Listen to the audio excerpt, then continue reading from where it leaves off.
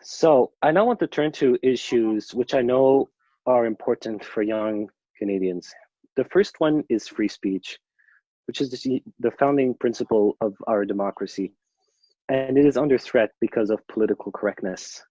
What would you do to protect and promote free speech in Canada?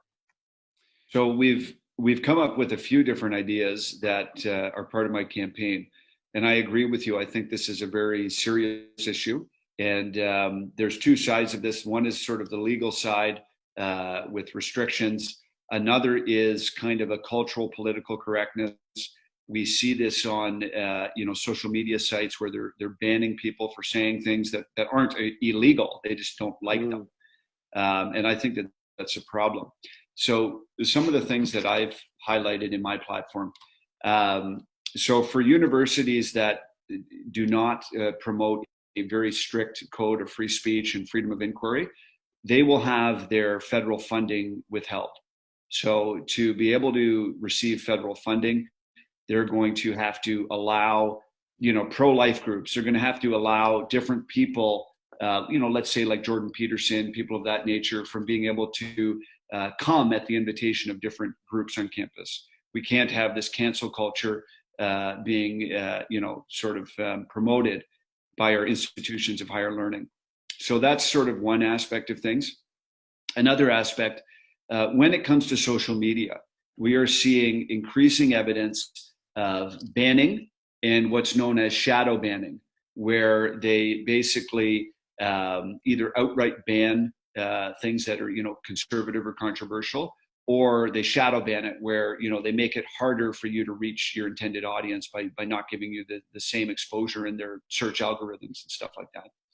So this is something that I want to address through a law, and it would be something along the lines of, if you're running a social media platform that is open essentially to all Canadians, so whether it be Facebook or YouTube, YouTube is not a platform for leftist Canadians. It is a platform for all Canadians. It's not the YouTube Christian Association. It is YouTube for all Canadians. So for these major social media outlets, our law is basically going to be, unless someone is breaking a law of Canada, you cannot ban a video. So, we have obscenity laws. We have, other types of laws that would limit, certain forms of expression, right? Like, I mean, if someone is, promoting terrorism or violence or something like that, obviously that's against the law of Canada, so that can be banned. But if someone has, for example, I mean, right now, there's all kinds of videos that are promoting different theories concerning the coronavirus, for instance, and they're getting pulled. Well, there's no reason why, someone promoting an idea about the origin of the coronavirus or something like that should be banned from Facebook or from YouTube.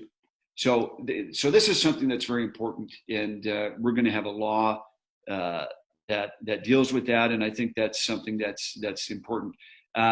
There's other issues too. We have laws like C-16, which have some very serious free speech implications, and I have committed to repealing C-16 for those reasons and others. So that's a pretty bold free speech platform, and there's always more that can be done, but that's where we're at right now with that. very good. No, you brought up social media censorship, and that is such a big issue. That was actually supposed to be my next question, but you've answered it already. Okay. That, people who are conservative are being banned for being conservative. And when you look them up, those have not been banned yet. You cannot find them on Google unless you go a few pages back. And, I find that appalling for democracy. However, people on the left will claim that Facebook, YouTube, and Twitter are private companies, so they can do what they want. So what do you say to people who say that shadow banning should be allowed because Facebook, Twitter, they're private companies?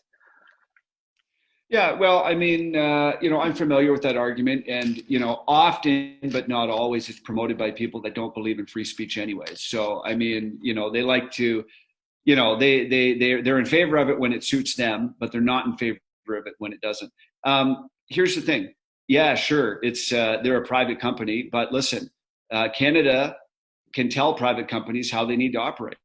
If you're a gas station and you don't put the right signage on your pumps, yeah, you're a private company. Yeah, it's a free country, but you're not going to be selling gas. So we decide under what principles a company can operate in Canada. And here's the thing.